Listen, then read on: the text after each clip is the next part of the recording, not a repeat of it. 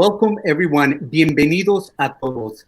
Thank you for joining us for Viva MEDA 47th Annual Anniversary Celebration. My name is Gilberto Leon, and I am honored to be your MC for tonight's online gala. Let's start our evening together with some music from the mission. Please join me in welcoming artist Mariachi Nueva Generación y Banda Sin Nombre. Vamos a empezar esta fiesta con música como debe de ser. Vamos a la misión para disfrutar de la música de Mariachi Nueva Generación y Banda Sin Nombre.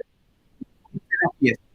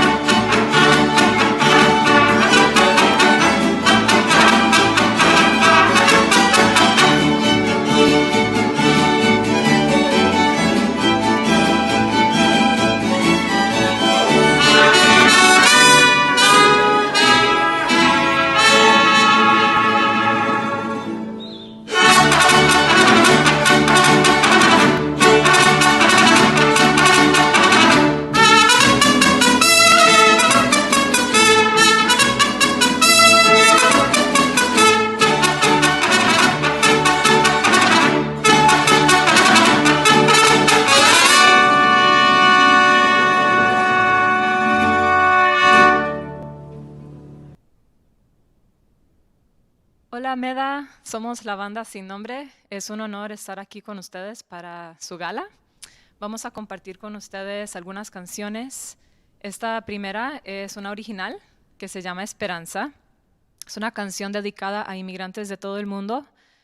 Nuestra banda cree firmemente en el derecho a migrar y pues esta canción va con mucho amor, con esperanza para un mundo sin fronteras.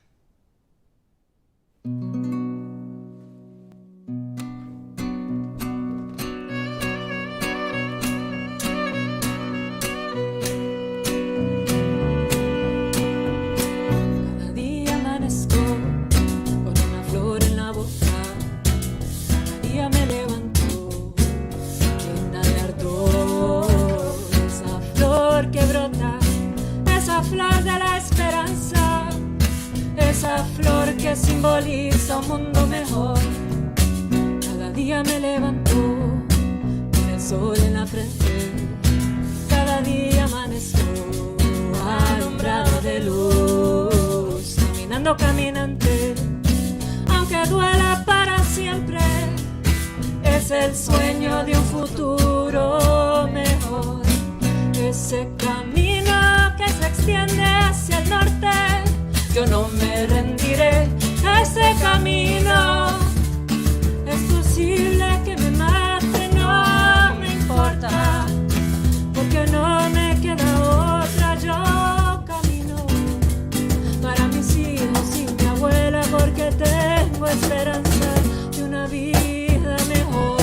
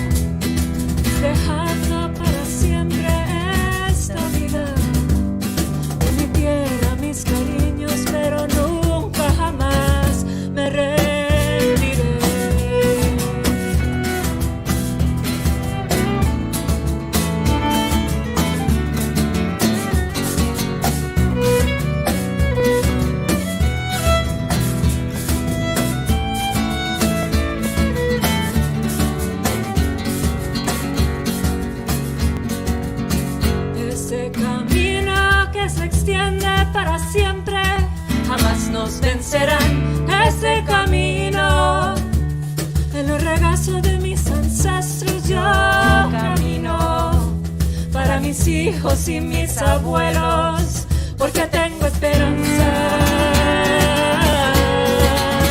de un mundo mejor.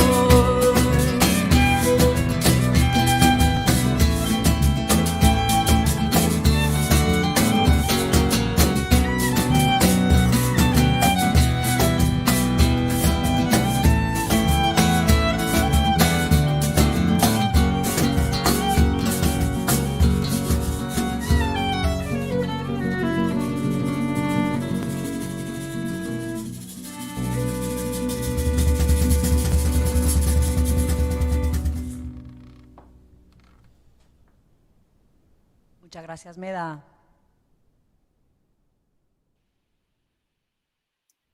Mil gracias, Mariachi Nueva Generación, for your energetic song. También muchas gracias to our Mission District Street Band, Banda Sin Nombre, for the powerful words of your opening song of hope, Esperanza.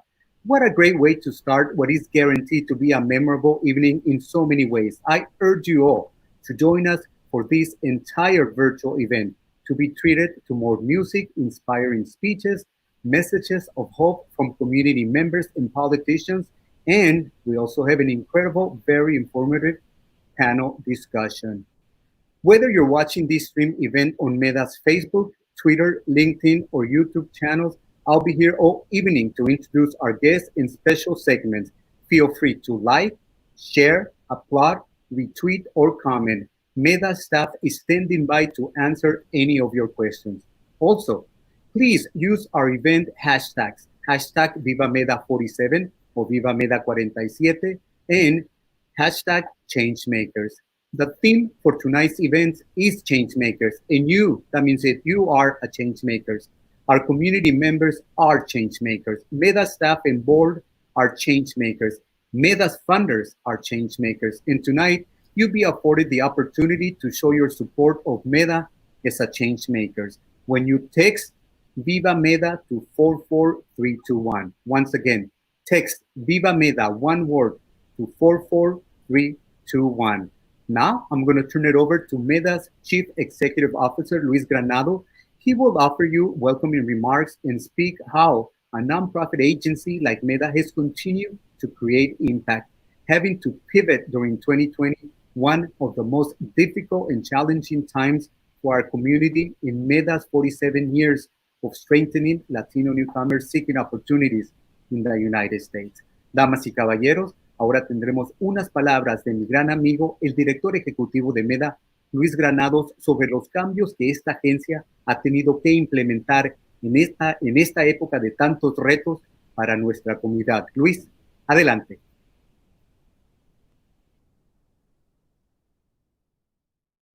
Welcome to Viva MEDA 47. Whether you are a community member, a partner, an elected official, a supporter, or a dedicated staff or board member, you are part of the MEDA family. Tonight gives us an opportunity to extend our family to a global virtual stage. So whether you are watching tonight from Seattle to Miami, San Diego to Boston, I welcome you. If you're joining us from as far away as Nicaragua, Colombia, or from my dear Mexico, tonight is about unity, urgency, and frankly, about keeping people alive. Bienvenidos. We welcome each of you as one of our change makers. At our gathering last October, we were honored to be joined by former U.S. Representative Luis Gutierrez and iconic civil rights leader Dolores Huerta. They spoke of the need for a reinvigorated civil rights movement. We spoke about MEDA's good work that was underway and the great work that was yet to come. We spoke about the importance of community. So much has happened since our gathering last October that it's hard to know where to begin. 1 year later, I am a changed man. MEDA has changed, our mission district has changed, our world has changed. Last November, I lost my mother. When that happened, I again became that 5-year-old boy who was most afraid of losing his mother. Last November, that fear was realized. Since November, my brain has been cloudy. Since November, my heart aches. Without my mother, I am less. Since March, I am not alone in my grief. Direct personal interactions are forbidden. Birthday, wedding, graduation celebrations have been paused. The end of the school year never happened. Housing security is threatened or lost. Businesses close, jobs disappear. Many lives have been lost to the virus, to police violence. Since March, we grieve together. COVID-19 has most clearly revealed the truths that we all already knew. Some people have low-income essential jobs. The same people live in overcrowded conditions. Those very people are infected by COVID-19.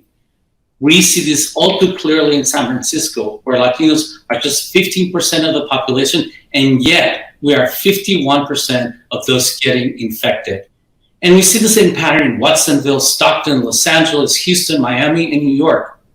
Latinos with essential jobs living in overcrowded conditions are getting sick at higher rates throughout this country. This is not a coincidence. This country's education, jobs, financial, housing, and health systems have been designed to achieve these deadly results. Wrong, shameful, racist. At MEDA, within a couple of weeks of the shutdown, we made key structural changes to respond to the moment and to meet community needs. These changes led to a service focus on 3 key areas: income, housing, and small business. For income, we continue to place people into jobs that may be available. More relevant right now, we have been part of managing the distribution of financial resources to families in need through 3 different funds: the Immigrant Relief Fund, a fund for low-income families; the Immigrant Family Relief Fund, a fund for low-income families with children who are not eligible to receive federal funds; and the Right to Recover Fund, a fund for people testing positive for COVID-19 to allow them to self-quarantine.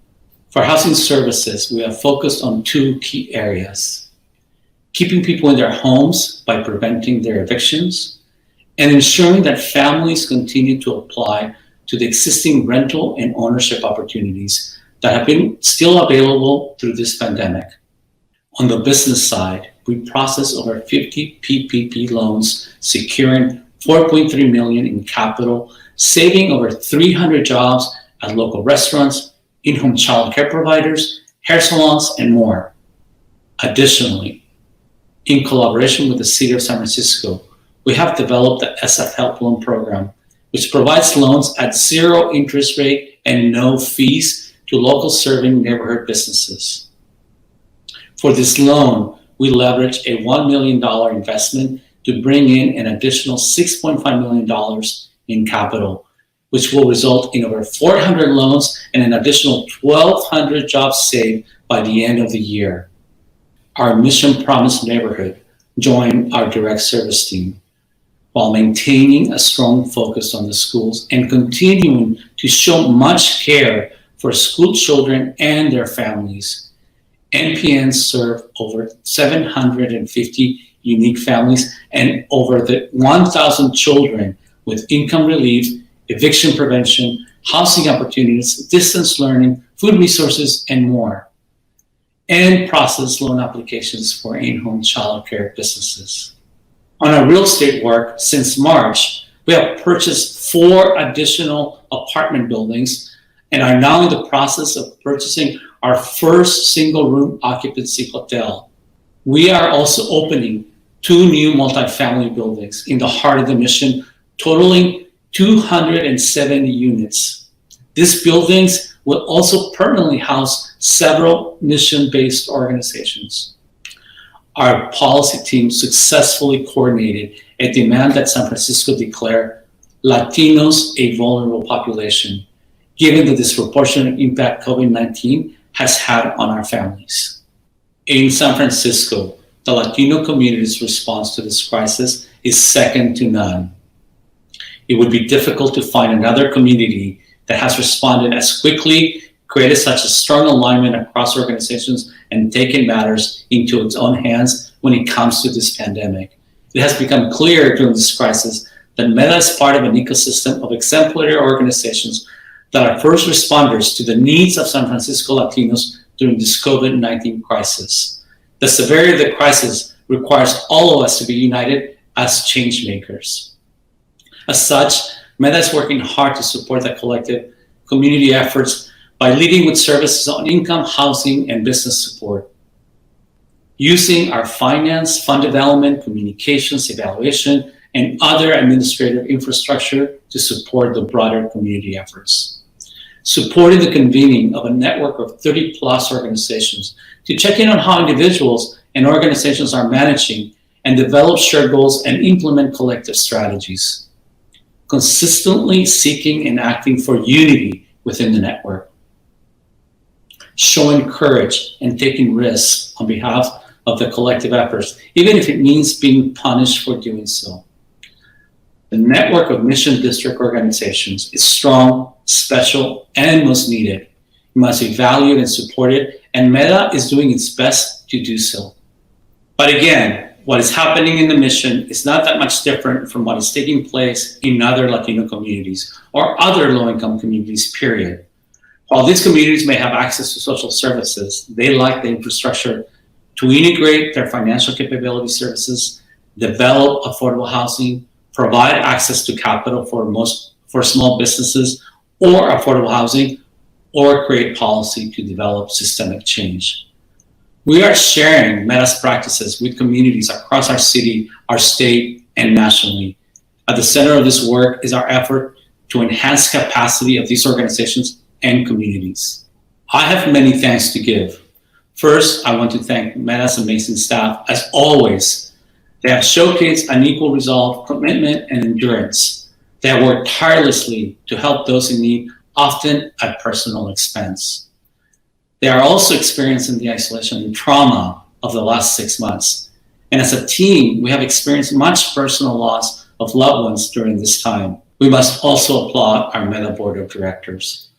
Their support during this crisis has ensured that MEDA could quickly and efficiently pivot without second guessing. And of course, I want to thank all of our sponsors, funders, and donors. You make our work possible. By supporting us, being flexible, and growing your support. I also want to recognize tonight's featured speakers and panelists. We hope tonight will inspire your commitment and activism. We need you to pledge to be a change maker. We're prepared to tackle these challenges head on, and we need your support. I hope you will donate now. As I close, I am reminded of what I have learned, what has inspired me in the past year, in the past 6 months, and what brings me hope for the future. I've been reminded that in difficult times, it is your family, your friends, your memories, and your sense of purpose that will keep you strong. Our MEDA team inspires me.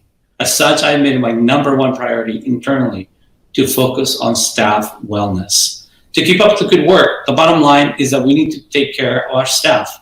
I'm inspired by the network of organizations that is creating the response to the COVID-19 crisis in San Francisco's Latino community. 6 months later, we know that we cannot look to others for solutions. All of us are now health workers. Our main task now is to keep people alive. We have taken matters into our own hands. The response is up to us. I am hopeful about the future of this country. As this administration continues to diminish itself by its efforts to demean and hurt others, that people will vote for a different vision of this country. It is only then that we will have a true response to the crisis, a sense of normalcy, and once again, we can go back to achieving this country's full potential. My daughter Anna is most like my mother, and she is a change maker. I am most hopeful about my daughter and young people like her. It is these young people who will elect individuals who are qualified, morally and otherwise. It is these young people who will ensure that the flawed systems we have created are changed to treat all of us equally. It is these young people who will take their beliefs, their anger, and their strategy and turn it into action with a sense of urgency and purpose. These young change makers are whom we will learn from, inspire us, and give us hope. Again, thank you for spending this evening with us.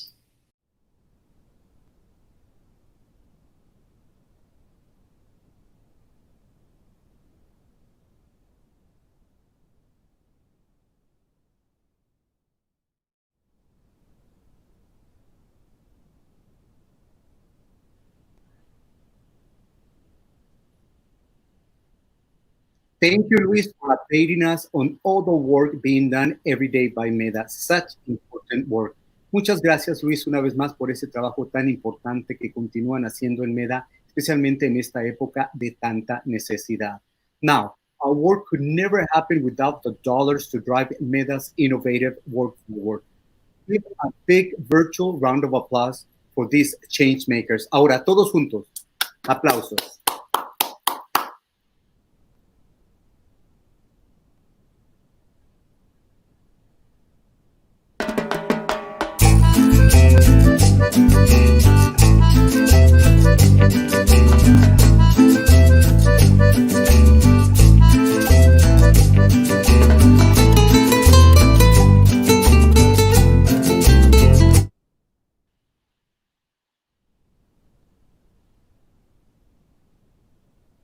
Hello, everyone. Well, we continue live here on MEDA's 47th annual celebration. Now, in addition to the dollars needed to do our work, MEDA also needs the ongoing support of elected officials with aligned mission and values. Now we're going to hear from some of these change makers on why they support MEDA and also why you should support MEDA also. MEDA, congratulations on 47 years of serving the Latinx community in the Mission District and now in all of San Francisco with such excellence and such creativity and in such effective ways. The thing that is so special about MEDA is you're never stop striving to serve the community in the ways that it needs the most, even if that means starting an entirely new program or raising money to do something you've never done before. You're inspirational, you're effective, you are constantly striving to do better and do more for this community. And for that, I thank you and I love you and I wish you a very, very happy 47th anniversary. Everyone, please do anything you can to support this incredible organization. Thank you.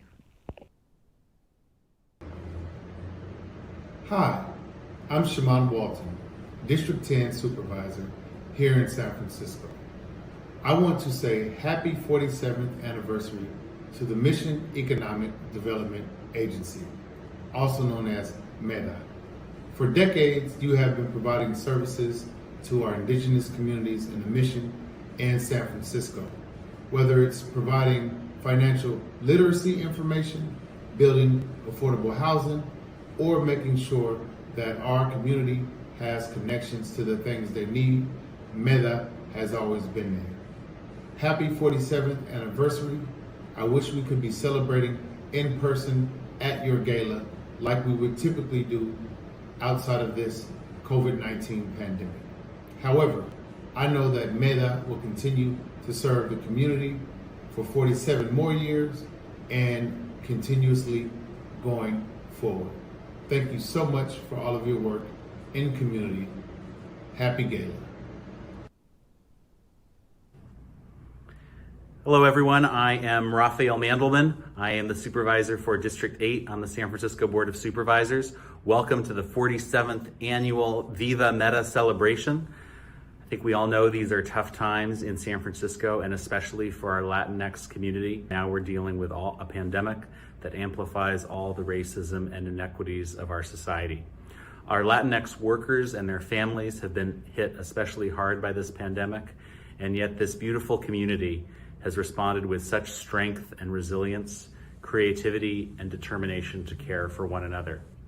Thank you, MEDA and the MEDA community for all you do to protect, support, and empower Latinx San Franciscans.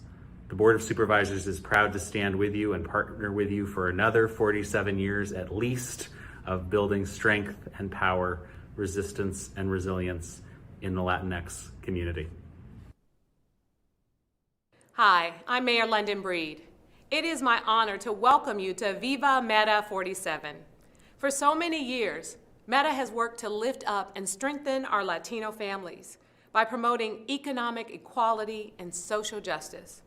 Now, this has been a challenging year for everyone, but especially for the Latino community. While this virus doesn't discriminate based on race, it has preyed on the disparities in our society. Our Latino community has seen devastating impacts from COVID, which is why we are working to expand resources for the community, including increasing testing and contact tracing, access to food, wage replacement for those who are sick, and small business support. But we know we cannot do this work alone. That's why I am grateful for the work MEDA does every single day. Along with other community organizations in the mission, MEDA is a vital partner in making sure our families and small businesses have the resources they need. Like I said, this has been a tough year, but 2020 has also shown us how we can be resilient together. So I'm asking for your support. Look out for one another. Mobilize our community members. Fill out the census. Vote in the November election. And of course, wear your mask. I want to thank MEDA again for bringing us together. Stay safe and healthy, and together we will get through this. Hello. It is an honor to send warm greetings during Hispanic Heritage Month to the tireless advocates of the Mission Economic Development Agency as you celebrate change makers at the 47th Annual Viva MEDA Gala. Thank you, Luis Granados, and all the committed leaders at MEDA for your brilliant work building opportunity and promoting prosperity for the mission community and all people in San Francisco. Congratulations to tonight's award recipients, and thank you all for your ongoing efforts to lift up our immigrant and Latino communities and all families throughout the Bay Area. In San Francisco, we like to say that the beauty is in the mix, and for 47 years, MEDA's work has honored the richness and diversity that strengthens our community. You have been on the front lines fighting for Latino and immigrant families and giving them the tools they need to grow and thrive, from job training, housing assistance, and tax support to helping the next generation of children reach their potential from cradle to career through the brilliant Missions Promise Neighborhood Initiative. And as our nation faces the staggering coronavirus pandemic, which has disproportionately impacted the Latino community, as well as a scourge of systemic racism, MEDA has been a powerful force for uniting our community to keep people safe and advance progress for all. On behalf of the United States Congress, thank you, MEDA, for all you do to build a brighter, more just and equal future for the Latino community and all San Franciscans. Congratulations.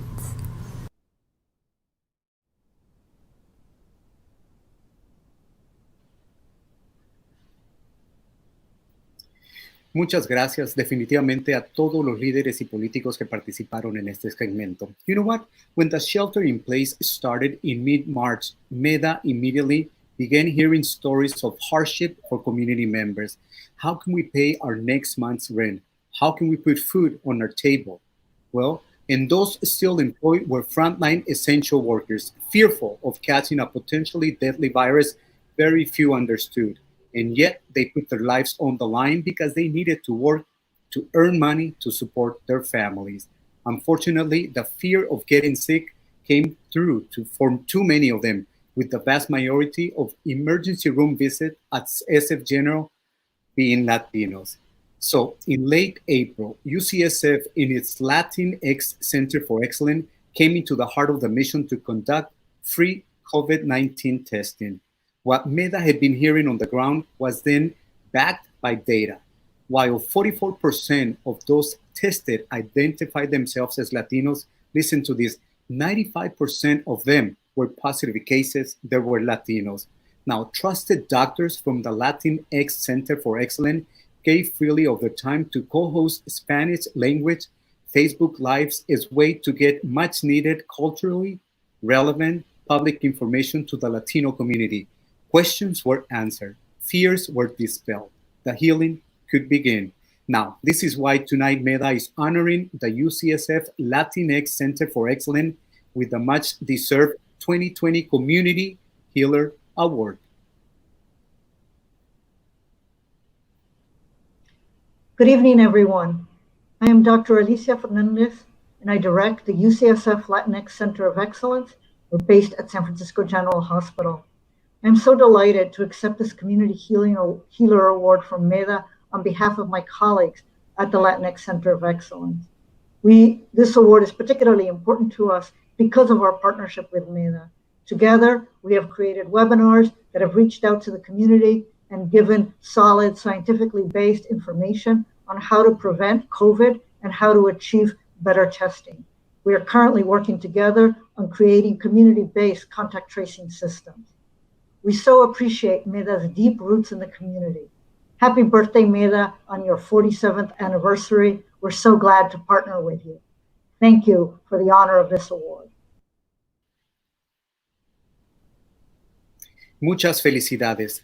Now, when it comes to generating impact, longtime mission organizations showcase an enviable track record of success, with many tracing their beginnings to the civil rights movement of the late 1960s. But when COVID-19 created a disproportionate effect on the Latino and immigrant community they serve, it was more important than ever for these over 20 community-based organizations to join forces to best advocate for their community. This led to the creation of neighborhood food pantries and COVID-19 testing sites in the mission, and the garnering of resources to serve residents and small business owners so they could be best positioned to weather the negative physical and economic effects of this crisis, the pandemic. This is why our 2020 Community Impact Award is not going to just one individual. Rather, we are recognizing the mission district itself. The impact of nonprofits in strengthening our community must be applauded. Watch this short video to see the synergy behind their work, followed by some inspirational words from Monica Maria.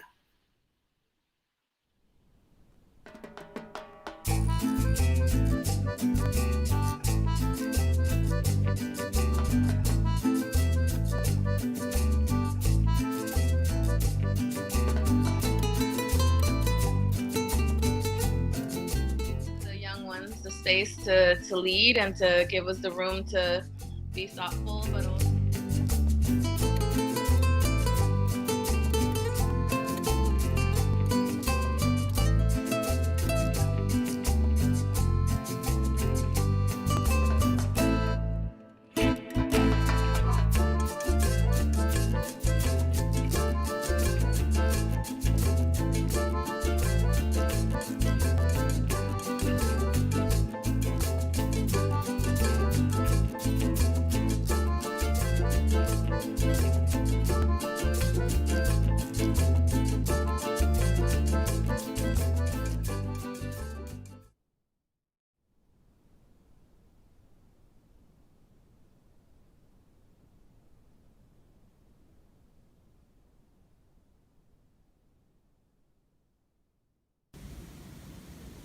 Hi everybody, I'm happy to be here today. Thank you MEDA for inviting me, and I'm grateful to have this opportunity to share my poem Pieces off of my new album Nuevos Caminos. This poem, it talks about letting go of the idea of scarcity and this concept that that there isn't enough in the world for each of us to be able to be well and to shine. And it's really saying the opposite is true, that in order for us to be able to offer our best and to take care of our communities and humanity as a whole the best we can, we actually need to be able to tap into our own personal strength and empowerment and be able to offer that to the world. So this is my poem Pieces, and I hope you enjoy. If we are all pieces of the same source, then the peace we seek lies in the peace we need to be. We're all in the same course. This isn't a race, it's all relative, this pace. There's no way to win in a world of separation. Self-inflation, excessive categorization. If one is ahead, that means someone else is behind, and well, that's just not really winning. I find that the only way for us to win this game is for each one of us to realize we're all inherently the same. Just different expressions, reflections, perceptions, but you are who I would even be if I were you. If you find that you're hiding, fighting, biting your tongue, trying to lie to yourself that life is fun, then there's a piece of you just waiting to be switched on. Just because you don't see it doesn't mean that it's gone, and even if you're scared, it doesn't mean that you're wrong. Every bolt, every screw, blade of grass, grain of sand makes a beach, makes a park, makes the phone in your hand, but you wouldn't use a grain of sand for water or food. So why would you use your life to be anyone but you? It's when we're all flowing and at our own pace that everything else can fall into its place. Thank you. I'm Monica Maria, and thanks again for having me. Please do take care.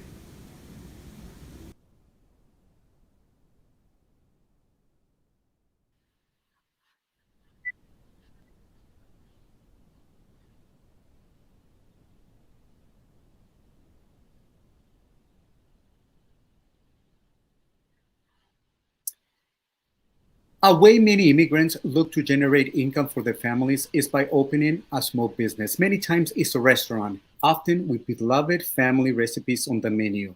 Over time, this leads to jobs for other community members who become an extended part of their family. Sadly, the pandemic shuttered many of such restaurants and other types of small businesses. Help was needed, so MEDA's business and loan team had to roll up their sleeves and they had to get to work. Our small businesses are the backbone of the mission in many other neighborhoods for that matter. Now, we're going to showcase one such family business, El Salvador Restaurant. El Salvador is a treasure eatery in the mission, loved for their famous pupusas. Here's their story of resilience assisted by MEDA so the business can survive this pandemic. Yo me llamo Elsa Valdés, soy la dueña del restaurante El Salvador, aquí en la misión, entre 19 y 18. Y pues tenemos de estar acá en este negocio, yo lo tengo como 20 años. Había otra anterior, pues serían 26 años en total que reconocido este negocio. Pues el motivo de estar acá, pues me gusta mucho ser comerciante. Hasta ahorita lo disfruto.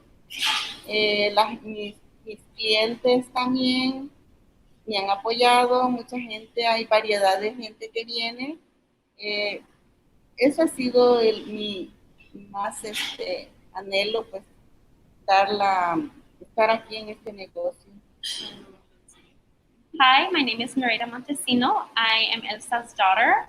I practically grew up in this business. I would sit at what we call table one from my earliest memories, and instead of eating my mom's food, I would have a Happy Meal from McDonald's. And yeah, I'm here. I'm gonna help translate my mom a little bit and just also share my experiences with her business.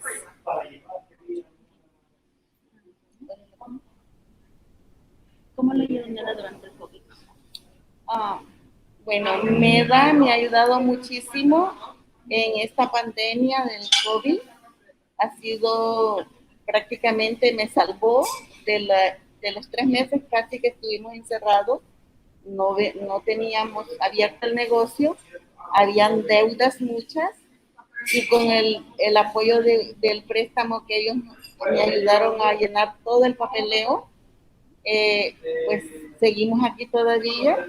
Regresé y estamos en la lucha, pues, porque realmente no está bien todo, pero ahorita ellos nos están haciendo ellos tienen unas ideas que ojalá que se cumplan.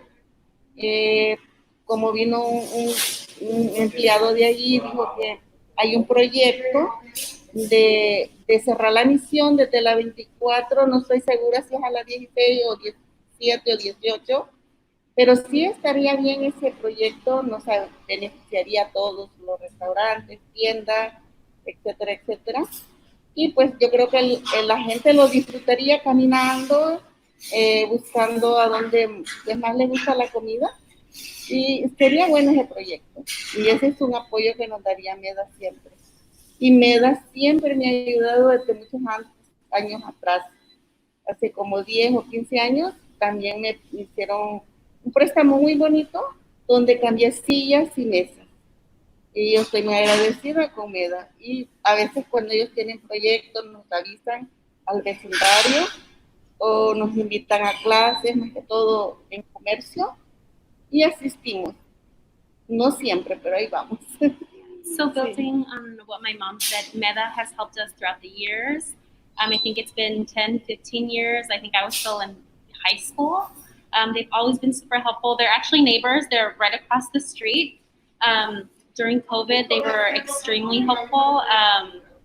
Applying for loans, as the person who was filling out all the forms, it is extremely difficult. There were so many things that, I'm not an accountant, I'm not, trained in finance, and it was really difficult to understand, but MEDA made it extremely easy. I was able to contact one of their team members who just helped me tremendously, made the process so easy and actually enjoyable that I could be excited to get the loan.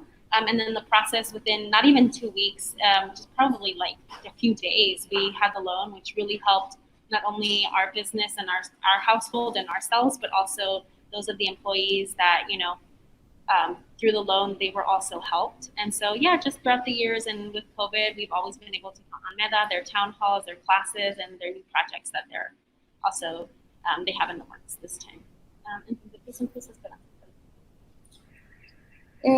Pues serían esperanzas, porque no sabemos cómo la economía va a venir cuando se termina esto, estamos como en el aire.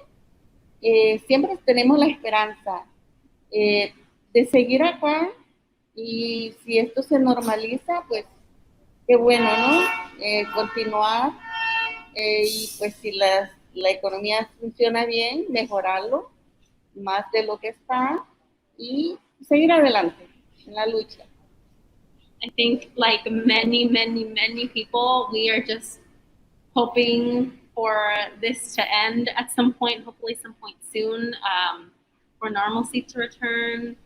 And even though things are still pretty crazy, just staying hopeful, positive, and just, we are thankful for our, loyal customers who have been with us throughout the years, and some of them who eat here every single day and order every single day.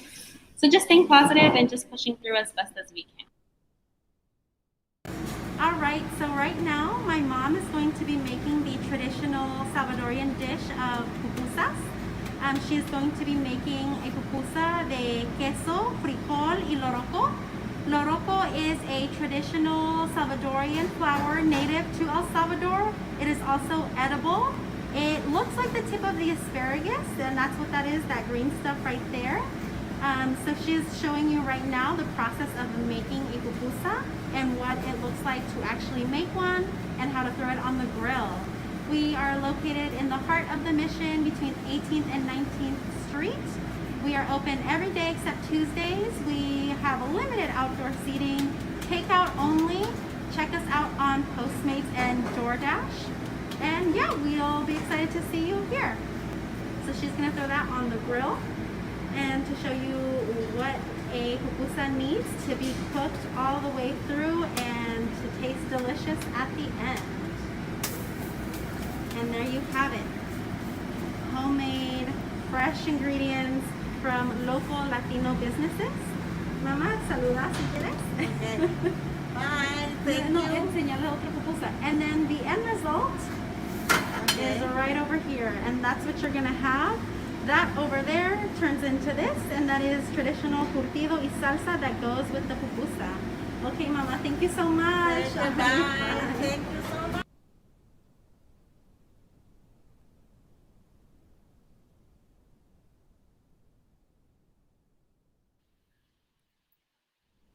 Wow, qué delicia. Esa comida se ve riquísima. Seguro que mucha gente en casa ya está cenando, disfrutando con la familia. Buen provecho. And just for the record, I want to say that my favorite pupusa is la pupusa del Oroco.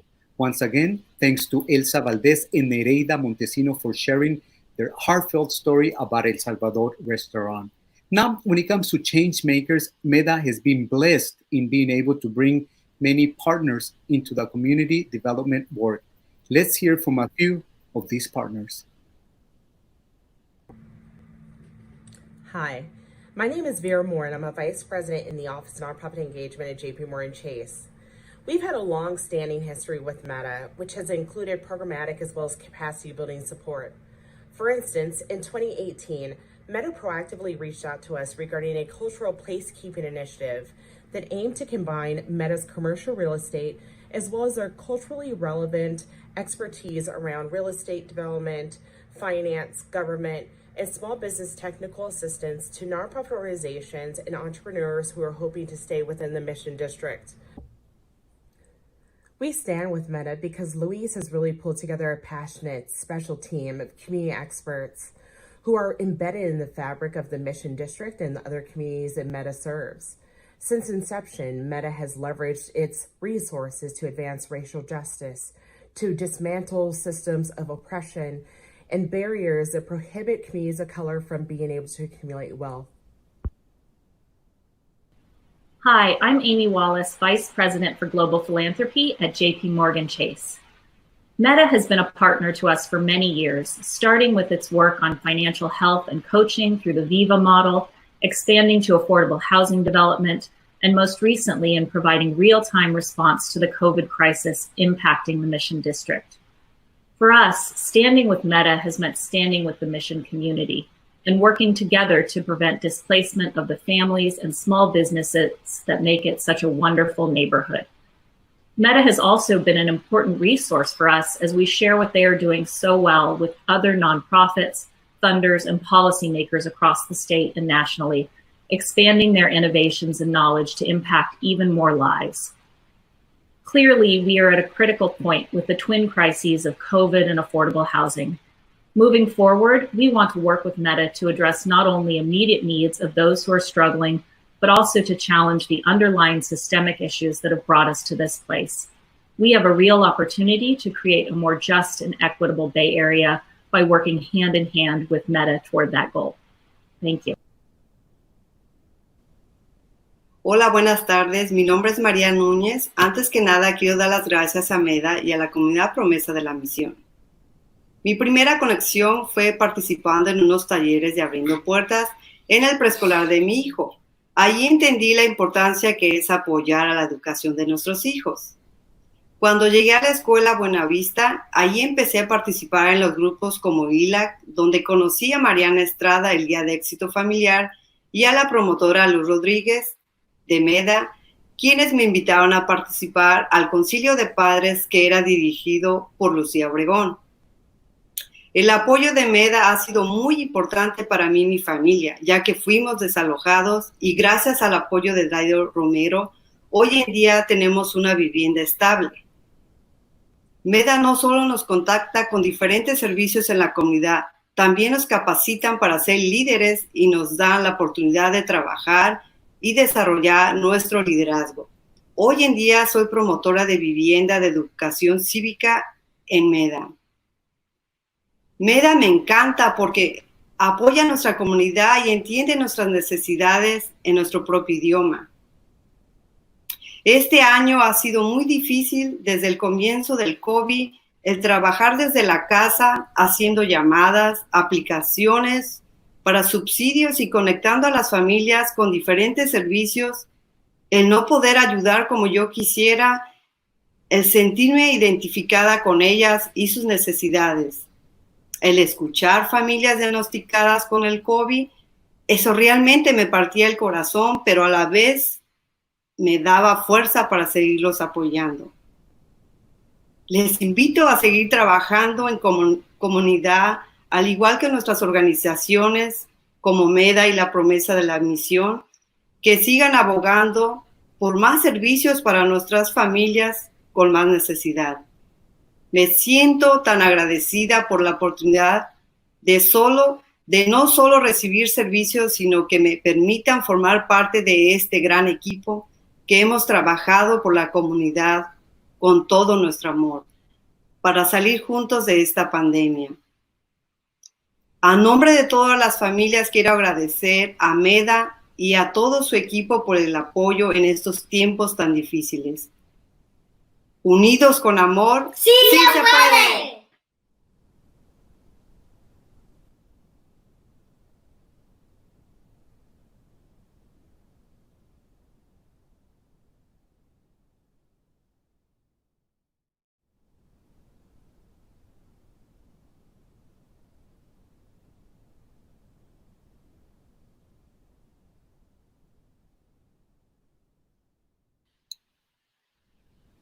Definitivamente palabras muy importantes e impactantes. Thank you so much. And there's so much more to come. So I invite you to stay tuned for another award that will be given here tonight.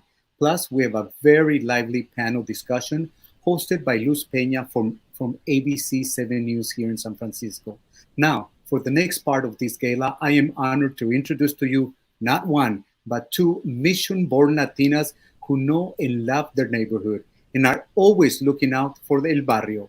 Please welcome MEDA Board Chairperson Dolores Terrazas and MEDA Director of Policy and Advocacy, Norma Paz García. Muchachas, ¿qué tal? ¿Cómo están? ¿Están listas para seguir la fiesta?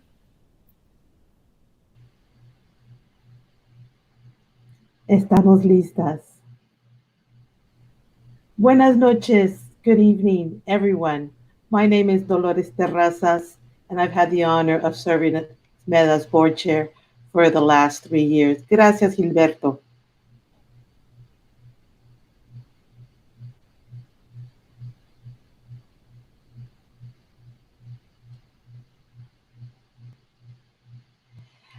We come before you tonight. Norma, se me hace que necesitamos oírte. We come before you tonight to ask for your generous support of MEDA's efforts to build wealth, place, and power for families and small business owners. Like the ones you've heard from tonight, people like the Núñez family and her beautiful children. Qué lindos sus niños, señora. Like Nereida and Elsa. I serve on MEDA's board because I believe in its powerful mission and vision to promote economic equity.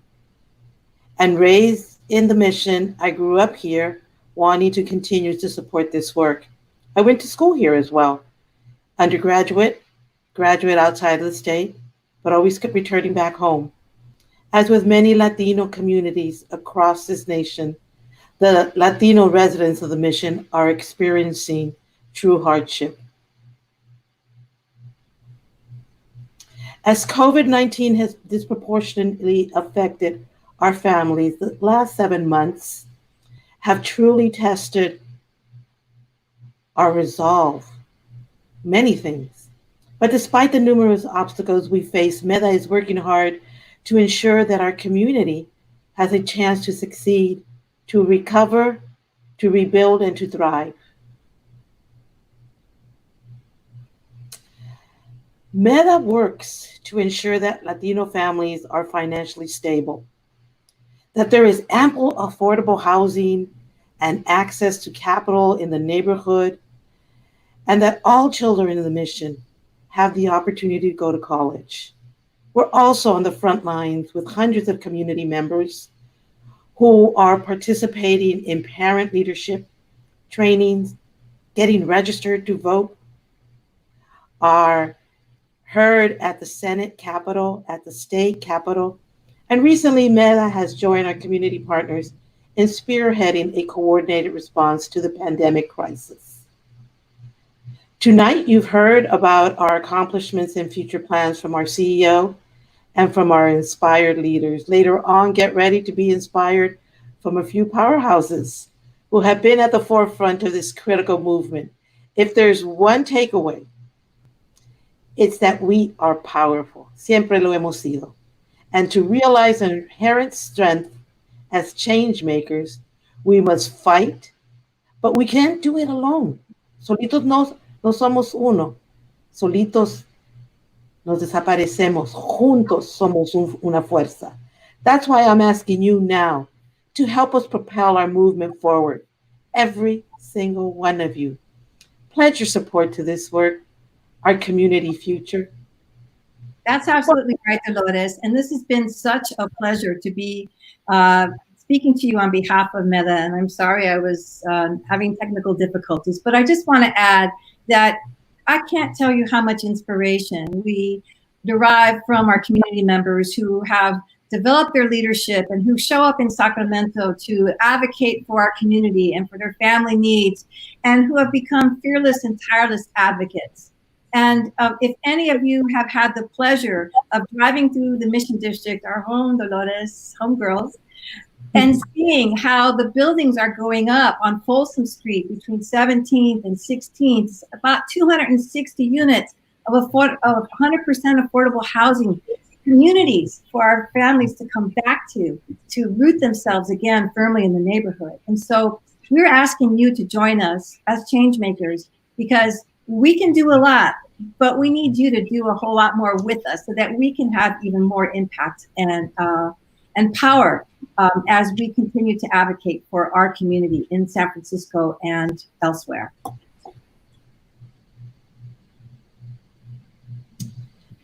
With everyone's support tonight, we believe we can get there, Norma. And so please donate tonight.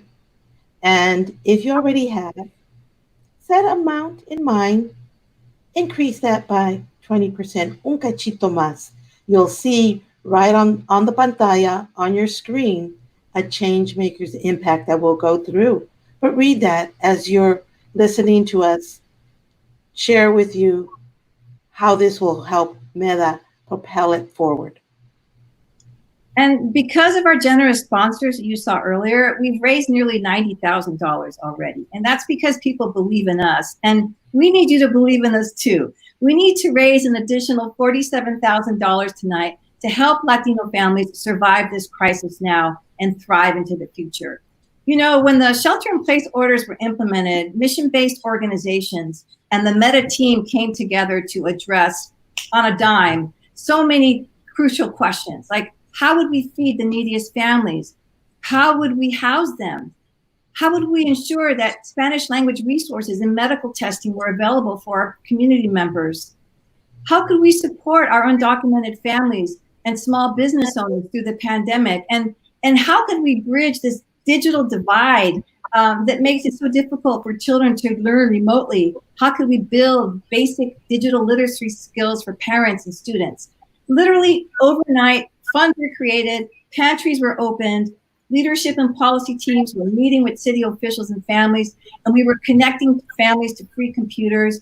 But together we sought opportunities for improvement and change. And that's why we're coming to you to work together with us so that we can continue to make it happen with our community. Many families are still struggling. I cannot tell you how many people are worried about that next bag of groceries to feed their children. Together, we can help these families overcome these incredible, incredible obstacles and look towards recovery. Helping families meet their financial goals, building more affordable housing, and sustaining more local businesses, that is going to be the key to our survival and to our recovery. Ensuring that our children have a better future because we all work for that. And activating the power of Latinos from here to Sacramento and onwards to Washington, D.C. is something that we all need to do together, and we could really use your support to do this very critical work. Dolores? Well, we hope you're all enjoying our gala this evening, that you're having a little libation with someone or by yourself, that you are dancing with yourself with some background music or with your mom, your dad, your partner, your children. It is our time to be together. And this is the time that MEDA is seeking to ensure that we are looking for your support. Again, un 20% más if you're ready to give that. Norma? Y queremos hacer esto mucho más fácil para todos. Here is the easiest and fastest way to give right now.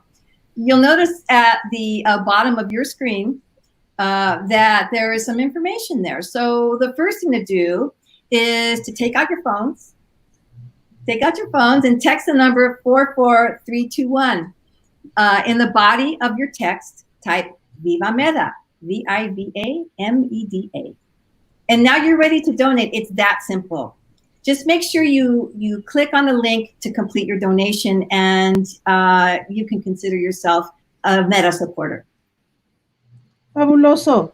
Now that we've recapped how to give, who is going to donate and get this started?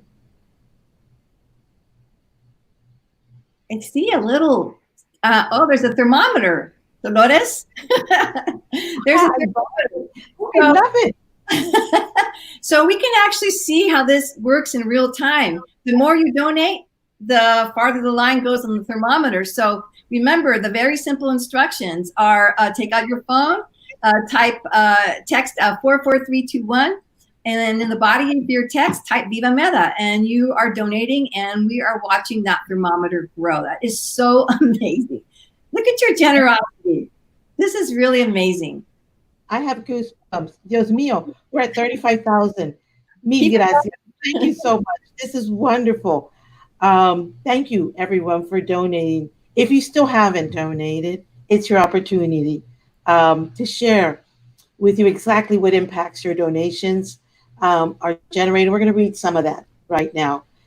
We are at 35, and our goal is 47 for 47 years of MEDA organization. Norma, ¿quieres comenzar? Ok, voy a comenzar con el nivel de 5,000. Okay, so if you are a $5,000 donor, the impact that you can have on our work is tremendous. You'll be ensuring that MEDA's housing portfolio, now at 32 buildings, continues to grow in the mission. And affordable housing means that more and low and moderate income families have a place to call home, and more importantly, can stay in their homes. The buildings that we have, many of them are tenant-occupied buildings where tenants were at risk of being displaced. MEDA stepped in with the city and bought these buildings and kept tenants in their homes. And then there's also the new housing that I mentioned, which is really spectacular. Dolores, how about the $3,000 level? What will that help with? Well, you know, that helps low-income entrepreneurs create a business plan, apply for startup capital, and graduate from our virtual small business training program, as the mother and daughter spoke to of the Pupusteria restaurant. This is really critical for us to ensure that we're able to support the small entrepreneur. It's a strange way to give, right? We're not partying together, but we still have a mission together to carry on and to support our community. Norma, ¿qué nos da $2,000? $2,000. Well, first I want to say we want to make sure that we preserve all the small businesses, because we all know how we love the pupusas and the restaurants and the vendors in the Mission Street and Mission Corridor. We really need to preserve them, and they're suffering a lot. So let's help them. $2,000 provides newcomer parents with job readiness training, while also providing enriching childcare services for their children. And you know how important it is to have childcare for your children when you are out getting trained for a job or working, as many parents are encountering now, how difficult that is. Imagine if you put yourself in the position of a newcomer parent trying to get trained for a job, and where can you take your children? And so all of you working parents right now, working at home, think about how you can contribute to MEDA to help us help other parents who have very few resources. Gracias. We are $10,000 shy. We have just moved up to the $37,465 threshold. We're looking for a little shy of 10 grand. I know this is not an easy pitch for you, but we hope that whatever amount that you can contribute, that you do consider this. You know, the $1,000 match level helps provide emergency relief to an undocumented family during this crisis. This is a real critical amount of money, because when you lose your job and you are an essential worker and you have to pay rent, y tienes familia, and you have to sustain people that you are responsible for, this really helps and goes a long way. You don't know how many families we have been able to help and to support. This is critical. This is a critical amount to support our familias. And might I just say something, a very sobering statistic, and I hope if you have any reservations about donating that you think about this. In San Francisco, Latinos are 15% of the population, yet we represent 51% of all those who are COVID positive, who test positive for COVID. And that is because we are the essential workers. We are the ones who can't stay home. We are the ones who are keeping the economy going in this city. And if you are worried about like, oh, my donation's too small, think about this. Think about donating higher category, but donate at least $51. $51 is a representation of the degree of burden that Latinos are bearing in San Francisco with respect to COVID. And of course, if you can donate 100 or 500, please do, because these are the families we're helping. And we're in this for the long haul, and we really need your support. Thank you for mentioning that, Norma. That's a sobering statistic, that we make up 15% of the population, but yet 51% of the COVID cases in the city. And I don't think that's any different anywhere else. We're at 39,000. We're getting closer. Les agradecemos. If we were together, I would go out and kiss you now. But we're not. But nonetheless, feel the love. We feel your love. This is important. $500. What does $500 do? It helps MEDA provide one mission techie with intensive training and a textbook. You know, textbooks are expensive. Setting them on a path towards a career in the tech industry. We want them to succeed. We want them to be entrepreneur in their own journey in this field, and we want them to have success. This supports us in ensuring that we support our youth, that we support our comunidad, and that we're moving forward in partnerships with the tech industry to say, hey, this community deserves an opportunity. Let's open these doors to esta comunidad. Tech community, if you're out there listening, join us, contribute. We're here for you. We've got a workforce.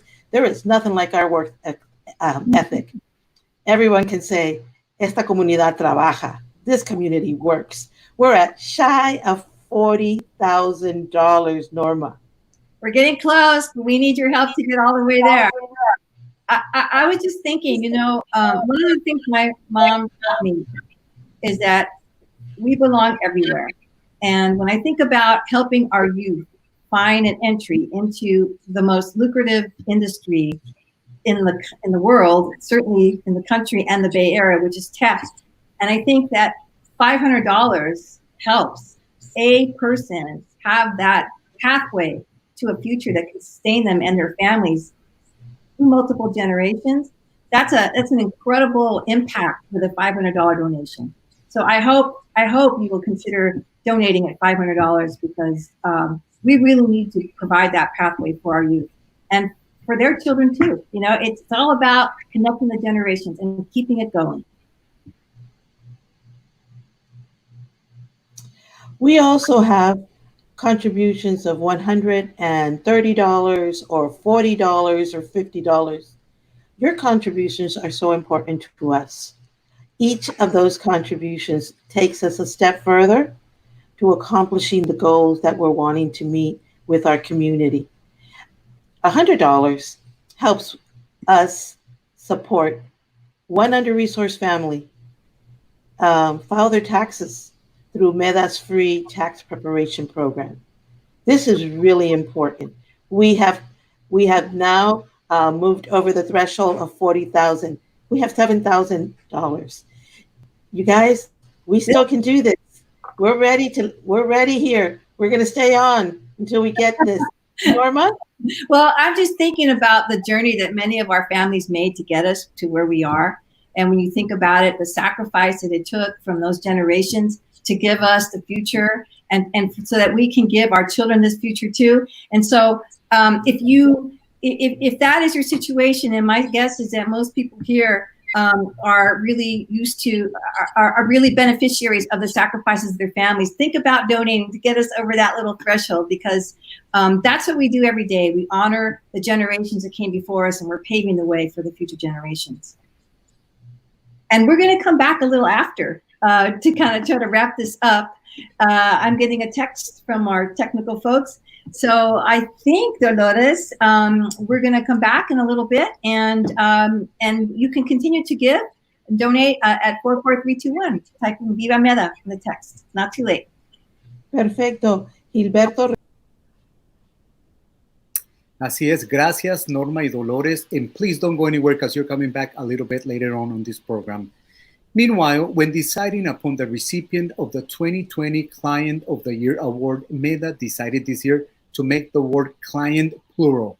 the 2020 Clients of the Year award. That's because the dedication of MEDA's 24 promotoras was the clear choice this year. For those of you who don't know them, promotoras are community outreach workers. Tonight, MEDA celebrates these 24 promotoras for their unparalleled dedication to their work in their community. Let's hear from 3 of them as they accept the 2020 Clients of the Year award. Buenas tardes a todas. Muchas gracias por la invitación. Mi nombre es Jamie Moreno. Soy una promotora de MEDA y del Buen Samaritano. En este tiempo de pandemia he apoyado mucho a las familias y, por cierto, hemos recibido muchos entrenamientos por parte de MEDA para poder poner a las familias en el sistema, haciéndoles llamadas, apoyándoles, pero actualmente también trabajamos con lo de vivienda en la clínica y también he dado apoyo con lo de vivienda también en Alabama y también he estado en el grupo con Lucía, con lo del censo y educación cívica y pues he apoyado mucho, ¿verdad? Y estoy muy contenta porque hacemos un gran equipo entre todas nuestras compañeras y gracias, Dairo, por esta oportunidad y también gracias al Buen Samaritano porque también ahí he aprendido mucho cómo conectarnos a las familias a muchos recursos y la oportunidad es grande y pues no tengo palabras para expresar tanta emoción de saber que sí se puede apoyar a muchos. Lo bueno es la comunicación entre todos. Gracias. Buenas tardes, mi nombre es Claudia Rodríguez, yo soy promotora de vivienda en MEDA y en la Raza Centro Comunitario. Pues yo llegué con Dairo siendo promotora de vivienda desde 2017, gracias a que mi organización me puso en contacto. Ahora soy una promotora que ha ayudado en varias cosas. He hecho aplicaciones de vivienda, estoy en clínicas de vivienda los miércoles en MEDA. Durante la pandemia hemos hecho llamadas a las familias para hacer la evaluación, para saber cuáles son sus necesidades durante esta crisis. Hemos hecho llamadas también a los pequeños negocios para recibir ayuda monetaria de San Francisco, bueno, de HELP SF. También hemos he ayudado más bien a hacer aplicaciones para ayuda monetaria como MAF, Undocu-Fund, y ahora estoy en 701 Alabama ayudando a Dairo en la clínica de vivienda y haciendo la aplicación para el Gift to San Francisco. Y pues solamente me queda decir gracias MEDA, gracias al Centro Comunitario La Raza, pero también sobre todo gracias a Dairo por siempre confiar en mí. Gracias.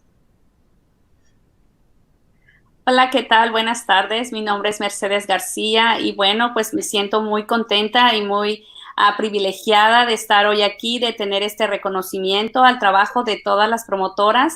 Nosotros somos aquí 3, pero en realidad estamos representando el trabajo de más de 20 promotoras de MEDA. Entonces, yo me siento feliz de pertenecer a este grupo tan trabajador, que todo el tiempo trabaja con el corazón, que está dispuesto a ayudar y pues me siento muy, muy contenta. Como mis compañeras ya lo mencionaron, hemos trabajado en bastantes proyectos a partir de la pandemia.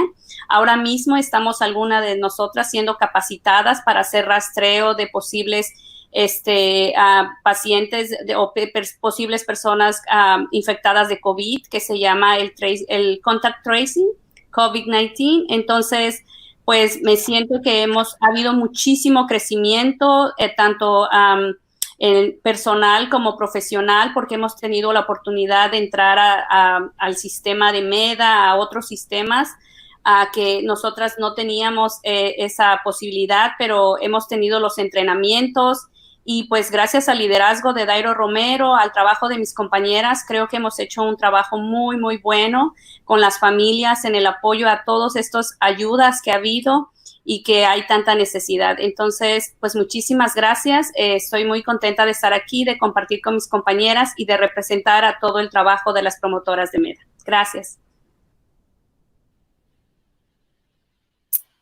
Un reconocimiento muy merecido para las promotoras. Muchas felicidades a todas ellas. Now it's time for what promises to be a memorable and lively discussion for our Viva MEDA 47th Annual Anniversary Celebration panel. The name of it is called Joining the Movement as Changemakers, COVID-19 and Civil Rights in Communities of Color. This panel will be moderated by my good friend Luz Peña, an Emmy Award-winning video journalist for ABC 7 News here in San Francisco. She is focused on merging multimedia journalism in Latino affairs, and we are grateful for Luz for helping us tonight. On our panel are three very amazing Latina leaders. We have Paola Mendoza. She is a film director, artist, and activist. She is known as the author of Together We Rise, behind the scenes of the protests heard around the world, and her latest co-authored book, Sanctuary, which tells the fictional story of a dystopian America, a totalitarian regime, and a 16-year-old undocumented girl who decided to fight back. Additionally, Mrs. Mendoza is the co-founder of the Women's March. Also on this panel is Mercedes Marquez. She is a former Obama administration assistant secretary for community planning and development for HUD. And she's also a former general manager of the Los Angeles Housing and Community Investment Department. And the third person, she basically needs no introduction. She is a civil rights icon, president and founder of the Dolores Huerta Foundation. Dolores Huerta herself, a true leader in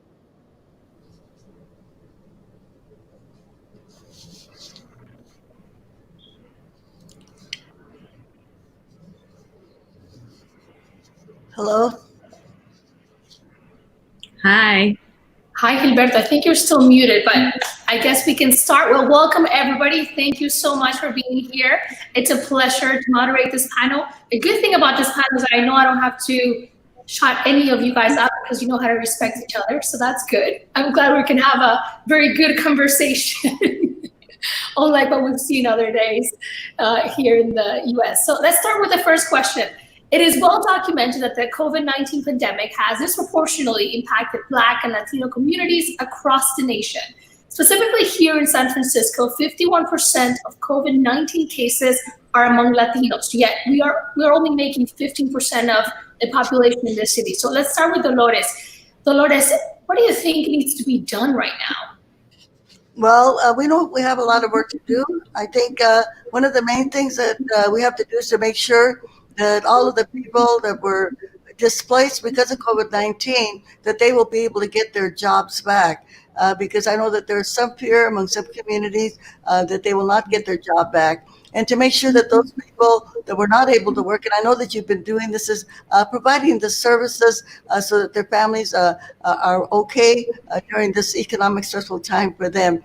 The other thing, because as you mentioned, so many of our Latinos were affected by COVID-19, that we have all of these health disparities among the Latino community. Well, I think now we have the opportunity to start looking at those disparities and start helping them. You have a wonderful system of being able to reach people with your Promotora program and trying to take care of some of those health disparities that people have. And then, of course, the other thing that we have to worry about is about the children that we know because of the distance learning, that so many children are just going to be left behind in terms of their education. And so we've got to make sure that we do a lot more to, again, I know that we're fighting here for resources and asking for resources, but a lot of those resources have to go to those families to help them with their children during the distance learning that they're going through right now.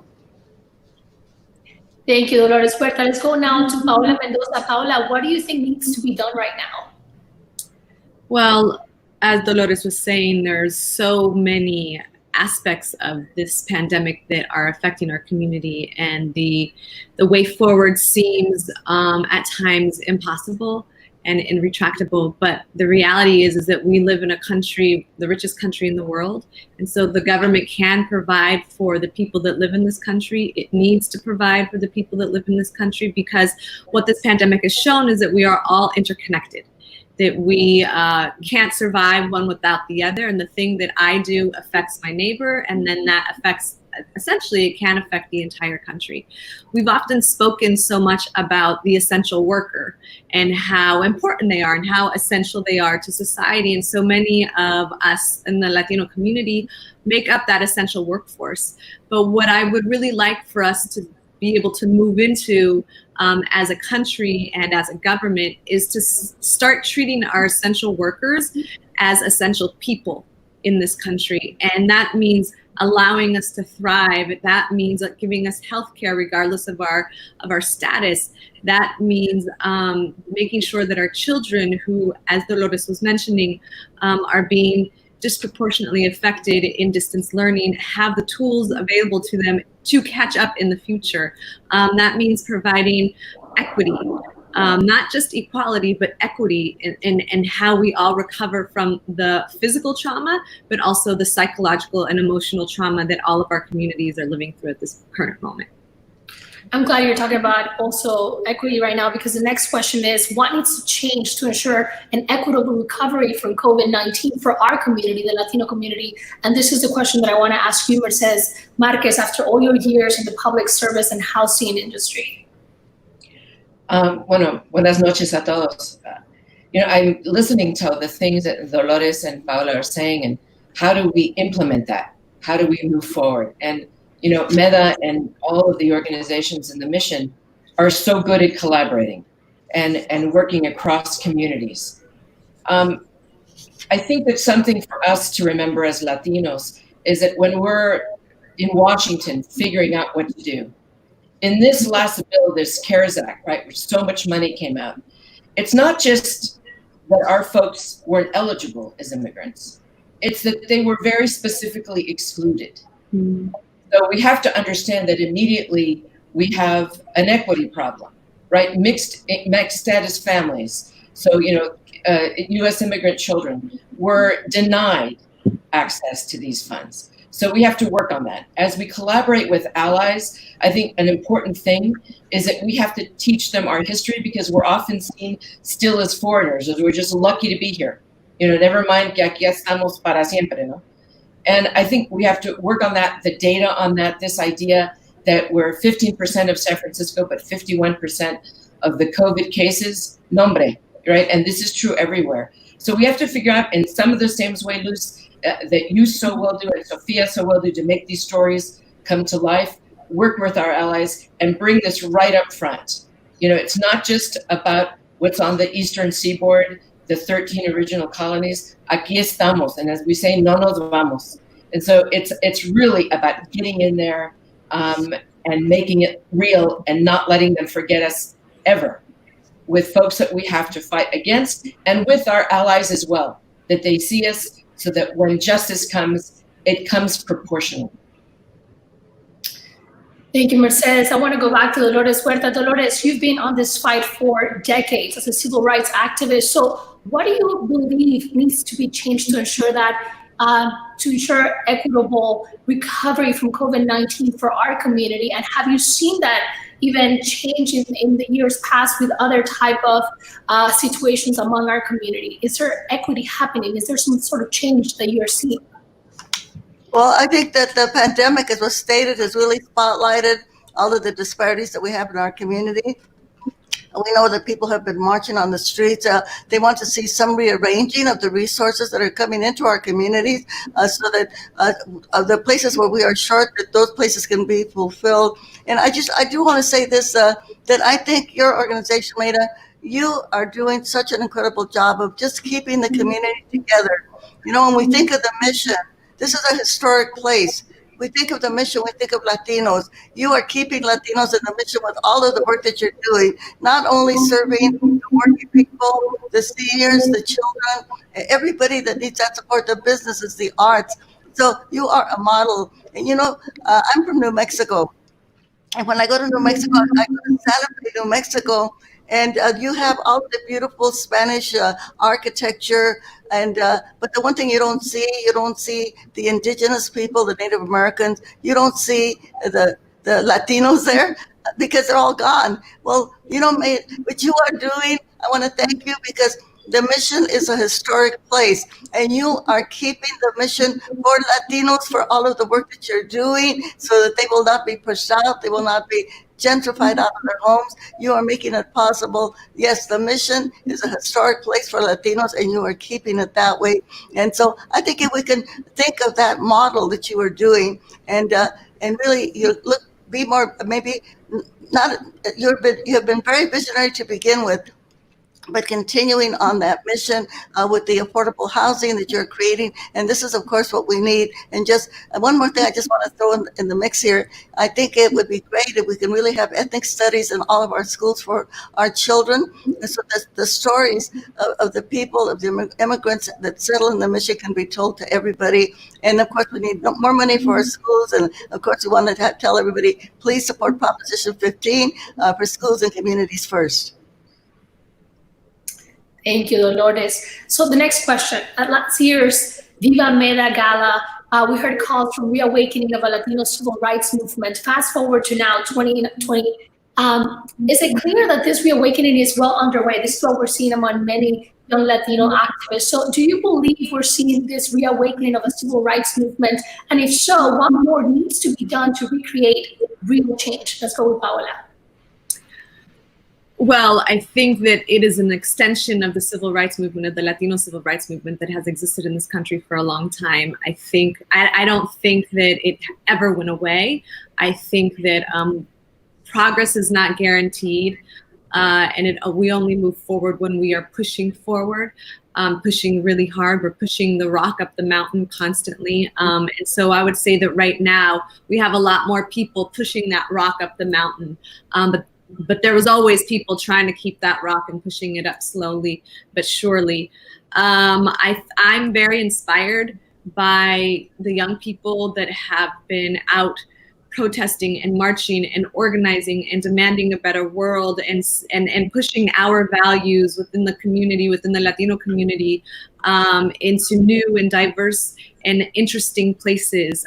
That excites me. I think we see when politics and activism starts to affect culture, and so we start to see new TV shows that are celebrating us as full-dimensional human beings. We start seeing books, and we start seeing visual artists being celebrated in ways that they hadn't been possibly before. And so it is all connected, and I think that there is a large movement forward. And I also think because our communities have been attacked so viciously from politics, from right-wing extremism, from white supremacy, specifically around the past 4 years, that our community has locked arms and opened our heart and demanded that we've understood that there is safety amongst us, and that we also need to be completely accepted fully into this country, regardless of our status. And so that is also part of our movement forward within this civil rights movement within the Latino community. And I think that immigration obviously plays a major role in this issue, though it is not the main issue. But I have been so inspired by how the immigrant rights movement has been able to work through very complicated and nuanced immigration policies, and we haven't fractured. Even though they've been trying, the powers that be have been trying to fracture us, they haven't been able to. And so that is exciting, and I think we need that power and that strength as we move forward in the coming years. Thank you, Paola. So let's go back to Dolores Huerta. Do you believe we're seeing this reawakening of a civil rights movement? And if so, what more needs to be done to create that real change? And are you seeing some sort of difference between this generation and past generations that have also been on this fight? Oh, definitely. We are seeing a reawakening of every group, I think, especially people of color, especially women, while we're out there fighting for the Equal Rights Amendment, which hopefully we can get once we get, better representation, let me put it that way. But yes, there is a reawakening, and I think people are coming together. But the wonderful thing is that all of the young people out there that are now organizing, You can do it so much faster than we did back in the day because you have your cell phones, you have your computers, you have your devices, so you can mobilize people very quickly. You can exchange information. You can research to make sure that what you're hearing and what you're being told that that's the truth. So we have all of these tools right now at our disposal that we never had before. So yes, there is an awakening, there is a movement, and I believe it's going to be spreading even bigger than anything that we could imagine. So we are living in a very critical, historic moment right now in the United States of America. And we are going to continue to follow John Lewis, Cesar Chavez, Judge Ginsburg. We're going to continue to follow all of those great, wonderful heroes that we had, and of course, all of the heroes of the mission. Sí se puede. It is happening. I love it. Sí se puede. Mercedes, same question to you. What more needs to be done to create that change that we're eager to achieve? You know, I agree that there is a clear spark and that technology is moving that just so much faster. And so, you know, as that happens, the synergy is more powerful, I think.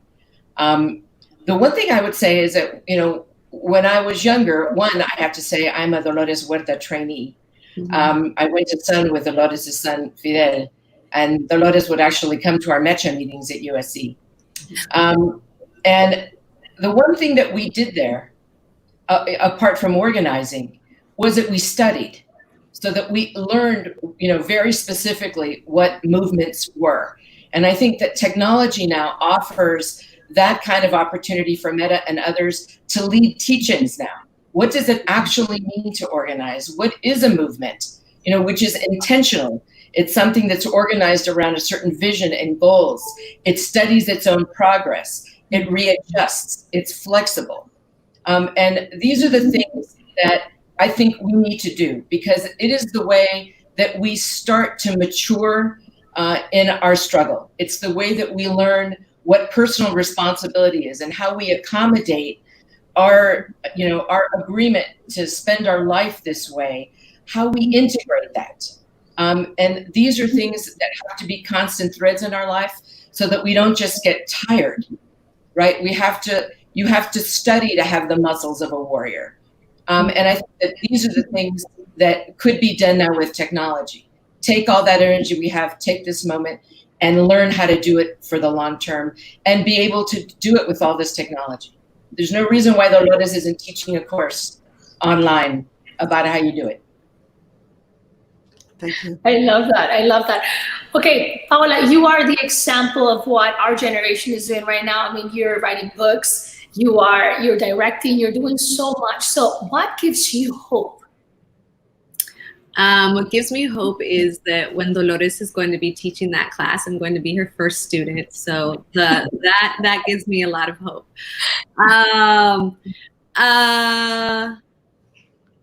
What gives me hope? You know, there's a lot. It said, dear friend Brittany Packnett says, hope is a discipline. And so I hold on to that during these very difficult times. When I see mutual aid happening in my neighborhood and all across the country, helping people, truly coming together as a community to help those that are in need in our communities, that gives me tremendous hope. When you hear about stories of neighbors sacrificing XYZ things so they can help their elderly neighbors, that gives me hope. And I do believe that that's really who we are. That is the majority of who we are in this country. And I hold on to that when we have dark nights where we see the opposite, where we see so much hate and so much bile and so much anger and meanness in our political sphere. So that's what I hold on to, because I do think that, again, what this pandemic has taught us is that we are all interconnected. We all need one another, and we can't just look out for our own, because looking out for our own will ultimately hurt us, harm us, and hurt and harm those around us. What gives you hope, Mercedes? Well, you know, whenever I can participate with MEDA, I feel hopeful. You know, I'm a girl from San Francisco, went to ICA, and I remember taking the 14 mission up to 30th and mission. And my first political action in my ICA uniform was picketing with the UFW in the Safeway against Gala wine. And I see here 3 generations of Latinas. And I know that in the audience, the 4th and 5th generation is there listening and acting. And boy, if you can't be hopeful about 5 generations of Latina women's kicking some butt, nothing will do it. So I'm like thrilled to be with you all. I love it. Okay, let's end it with you, Dolores. What gives you hope?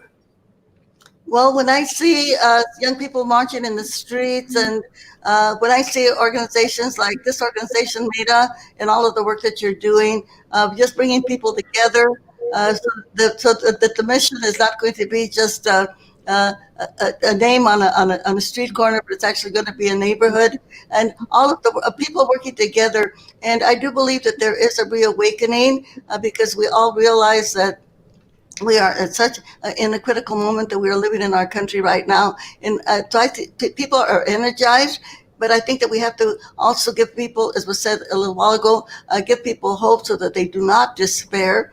And as long as we can keep talking to people and giving them examples of the victories that we had in the past, and giving them a vision for the future, so that we can live in a world where all of the resources are shared, where people do not have to suffer. We know that this is a possibility. We are the richest country in the world, but we have to go out there and make that happen. We are the ones that have to prove that it can happen, and we have to give the example and really share the hope for everyone. And my hope, of course, and my you might say that what my so I don't get discouraged is when I think of all of the young people out there that are working, and especially when we see the rising up, and especially of the women that are now leading so many movements in our country right now. That gives me a lot of hope. I love that. Well, thank you for paving the way for all that to happen now. I mean, you've been a champion for all of us Latinos for decades. So I'm so honored that I even get to see you here through Zoom. Maybe one day we'll all get to meet in person and give a good Latino hug, a very tight Latino hug. Thank you, all of you. Thank you, Paola, for also leading the way for our generation and everybody to see a different way to be an activist and to read incredible books and everything that you're doing direct. And it's honestly so inspiring. And also to you, Mercedes, it's so beautiful to see all of us Latinos making an impact in our own community here in whatever places we're located right now. So thank you to all of you, and thank you to MEDA for opening the floor for this conversation to happen, because it's needed. We need more of this. And I'm so glad that it's happening tonight. And I hope that someone out there who's watching, everybody watching, learned something and it's inspired to do more for our community. Thank you. Thank you. Gracias, Luz. Y sí se puede y sí se pudo. What an opportunity to talk to these 3 incredible Latina women. Luz, please keep up the good work you're doing at ABC 7 News. In the meantime, we're now going to send it back to Dolores and Norma one last time to talk about our new Change Makers program, MEDA's network of monthly donors.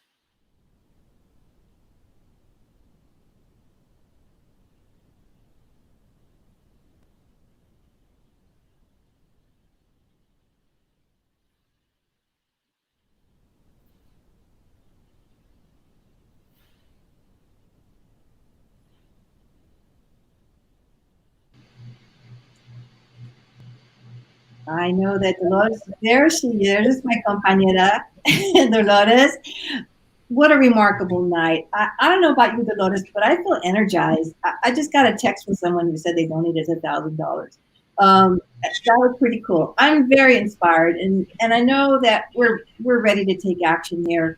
One thing's very clear, that for a successful movement, we need collaboration. And one way you can collaborate is by donating to MEDA and helping us work with our community. Dolores? You're absolutely right, Norma. I have a lot of hope as well. As las compañeras said, a big group hug of Latino hug makes it all that much better. But also that we're 60 million powerful also is really important for us to keep at the forefront. I'm ready to do something, and this is to encourage you all to join us as change makers. and sign up to become a monthly donor. Maybe a one-time contribution isn't what you're looking for, but moving forward to a monthly contribution is something for you, and we're launching that. If you already made a gift tonight, we're so grateful to you. Mil gracias, honestamente. But if you are and want to ensure sustainable, ongoing delivery of our programs and services to the community, join us now in becoming a monthly change maker. Yes, MEDA's monthly network of community members and activists like you can really help us lead the charge on affordable housing, to support small businesses, and empowering our families. And like you've heard tonight, it's going to take our passion, our collective power, and our voices, and our money to make things happen. So as a monthly change maker, you'll have a chance to see how your donation will generate impact immediately in the lives of our families during this crisis. And many of you probably subscribe to entertainment channels, etc. This is a way to take that money and put it to real use for the community. And you will feel very good about this. Estamos lanzando un nuevo programa mensualmente de donantes que ayudará a MEDA y a la comunidad a hacer un posible el cambio sistemático, o sea, constantemente, ¿no? La red de MEDA consiste de miembros de la comunidad y activistas como ustedes, que son y están ayudando a liderar la carga de la vivienda necesaria, accesible, apoyando a las pequeñas empresas y empoderando a nuestras familias durante unos crisis tremendos. Como hemos escuchado esta noche, se necesitará nuestra pasión, nuestro poder colectivo, nuestras voces y nuestro dinero para efectuar este cambio. Usted, como agente de cambio mensual, Changemaker, usted tendrá la oportunidad de ver cómo su donación genera un impacto inmediato en la vida de nuestras familias durante esta crisis. Piénselo, conviértese en un agente de cambio. 20, 10, 30 dólares, donando $30 al mes. Simplemente envíe un texto con la palabra CHANGESF al 44321. Apoya MEDA con un regalito recorriente y sostenible. Exactamente, tenemos la oportunidad de convertirnos en los agentes de cambio. And Dolores, our Changemakers monthly investment helps MEDA and the community make systemic change possible. And that's what's really needed, is changing these systems that make it so difficult for our communities to thrive. And I agree, at $30 a month, it's budget friendly and it helps MEDA plan for a bold, bright future. And it gives our community members continuous support that they can count on. Exactamente, Norma. In addition to supporting the groundbreaking work MEDA is doing, what else can Changemakers receive? So in addition to knowing that you're impacting thousands of lives, which in and of itself is tremendous, Changemakers will gain early access to exclusive virtual events, programs, and campaigns. And if you enjoyed tonight's panel, think about that as the type of thing that Changemakers will have access to. And in this network, we're going to harness your gift, your experience, and your thought partnership to chart our next course of action. So how do you become a change maker? All right, text 44321 with the word CHANGESF, CHANGESF, like on the bottom of your screen, and become a recurring monthly donor at $30 a month. And once you follow the link in your text, you'll be prompted to actually enter your card details and fulfill your donation. And if you put your phone away to watch this program, you can still come and text this number at any time. But there's no time like the present, so grab your phone now. If you prefer going online, visit medasf.org/donate and make your gift there. And I see that Changemakers are heeding our call to action. And I know there's a thermometer out there that is supposed to pop up. Well, we'll see. And we know we have strength in numbers, people power. It will definitely be reflected in that thermometer.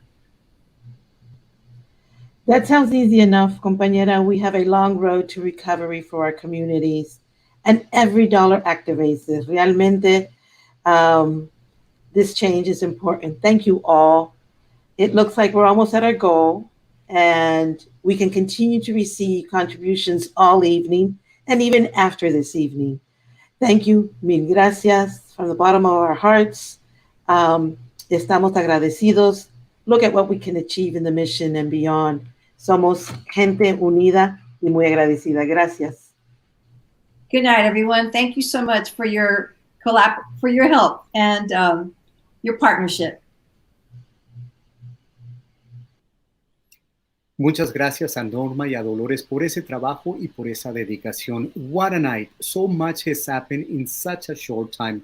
Great community spirit, great words of inspiration and hope, and great music. Speaking of which, let's hear one last song from Banda Sin Nombre. Enjoy, and thank you very much for becoming one of MEDA's change makers. If you haven't joined us yet, well, the information, you can find it on the screen at this moment. Take it away, Banda Sin Nombre, with a rendition of their song. Hola MEDA, me llamo Eva, aquí con Banda Sin Nombre. Una de las cosas que nos gusta mucho compartir es las músicas folclóricas de nuestras culturas. Y pues yo vengo de Cataluña, mi abuelo luchó en la Guerra Civil Española y en esos tiempos de lucha contra el fascismo en las que estamos hoy en día, los invitamos a continuar esa lucha hacia el cambio con nosotros.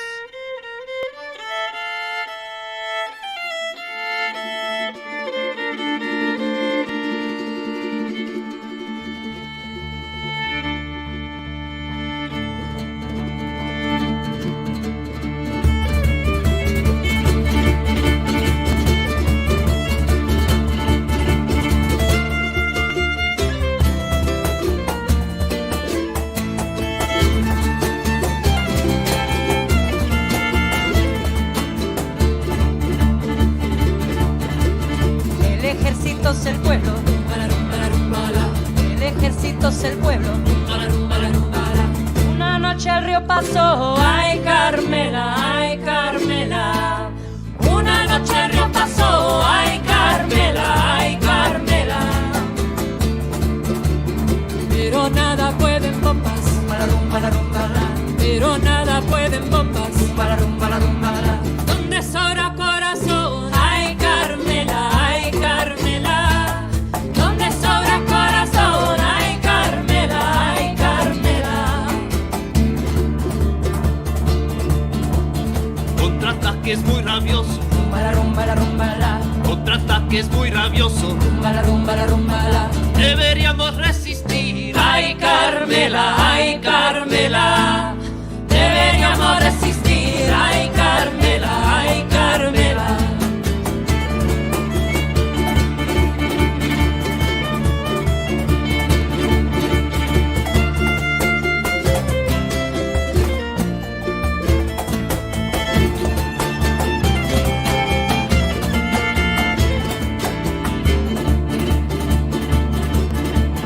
Pero igual que combatimos, pero igual que combatimos, prometemos resistir, ay Carmela, ay Carmela. Prometemos resistir, ay Carmela, ay Carmela. Solo es nuestro deseo, solo es nuestro deseo, acabar con el fascismo, ay Carmela, ay Carmela. Acabar con el fascismo, ay Carmela, ay Carmela.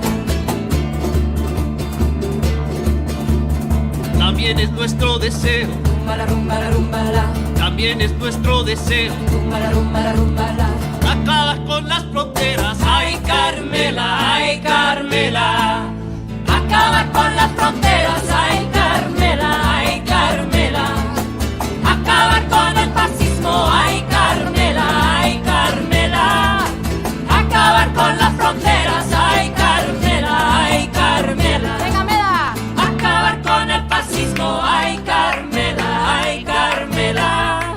Acabar con las fronteras, ay Carmela, ay Carmela.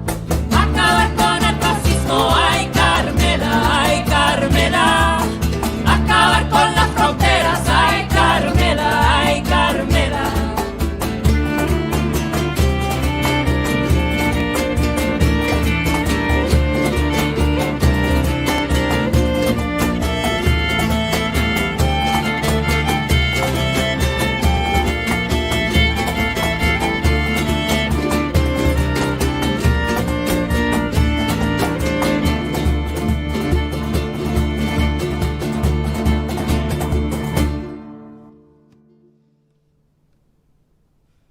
Gracias, MEDA, por tenernos.